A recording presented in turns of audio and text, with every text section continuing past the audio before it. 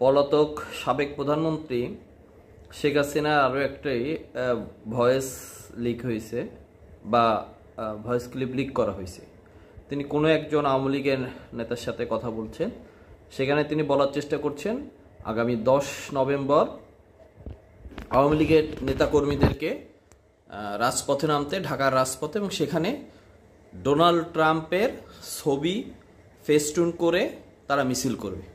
সেভাবে সে নির্দেশনা দিচ্ছে যে ওই ডোনাল্ড ট্রাম্পের ফেস্টুনে যদি কোনো বাধা দেয় তাহলে সেটা সে ছবি ভিডিও চাচ্ছে, সেটা সে ডোনাল্ড ট্রাম্পকে দেখাবে যে কিভাবে তার প্রতি সদয় হয়েছে এই আওয়ামী লীগের নেতাকর্মীরা, সেখানে বাংলাদেশের লোকজন বাধা দিচ্ছে। এরকম সে একটা অপপ্রচার করার চেষ্টা করছে। শুনুন সে কি বলছে। কোন রকম হামলা করে ওই ট্রাম্পের ছবির উপরে তো হামলা আসবে, ওই ছবি আবার খুলে রাখবা, তখন আমি ট্রাম্পের কাছে পাঠাই দেবো।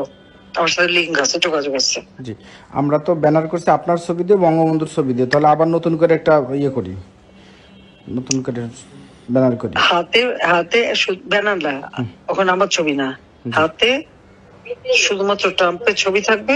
জি, একটা ইসের সাথে, স্ট্রিকের সাথে, মানে একটা মানে জি, ওই যে আমরা হাতে করে যে নিয়ে মিছিল করি, যেটা বঙ্গবন্ধুর ছবি আপনার ছবি দেবো, ওই রকম ছবি নিয়ে নিয়ে করে আমরা ই করবো। এই তো ওখানে ট্রাম্পের ছবি দিয়ে কিছু মিছিলের লোক থাকে। জি, কাউরা যদি বাধা দেয়, জি, ট্রাম্পের ছবির উপরে যদি কোনোই করে, ওই ছবিটা আবার তোলার ব্যবস্থা করে রাখবো আগের থেকে।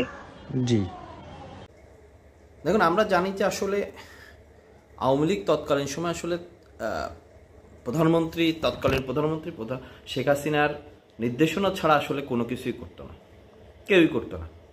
তাহলে বিগত সময় তিনি যখন প্রধানমন্ত্রী ছিলেন তখনও তার নির্দেশনা হইতো। যেমন এখানে তিনি নির্দেশনা দিচ্ছেন তার নেতাকর্মীদেরকে যে ডোনাল্ড ট্রাম্পের ছবি মাথায় নিয়ে শরীরে বিভিন্ন জায়গায় বেঁধে নিয়ে মিছিল করতে বা রাজপথে থাকতে।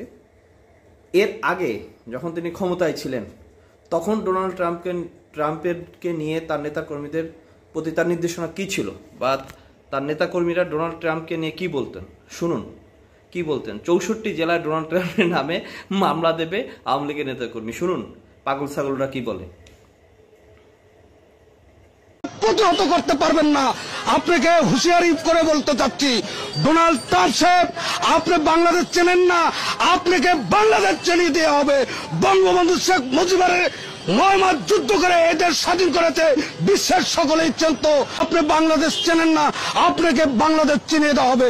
সারা বাংলাদেশে 64 যায় আপনার নামে মামলা হবে, আপনার রাষ্ট্রদ্রোহিত করছে, এটার থেকে অব্যাহতি পাওয়ার জন্য।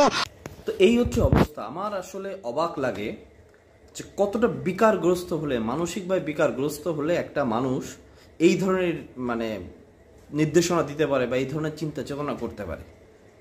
বেসিক্যালি ছাত্রলীগ যেমন মাঝরাতে 2-1 মিছিল করে হাক ডাক দিয়ে নিষিদ্ধ হয়েছে, আওয়ামী লীগকে নিষিদ্ধ করার যৌক্তিকতা প্রমাণ করার জন্যই এই বোকামি বা পাগলামিগুলা উনি করতেছেন। কমপ্লিটলি বিকারগ্রস্ত একটা লোক।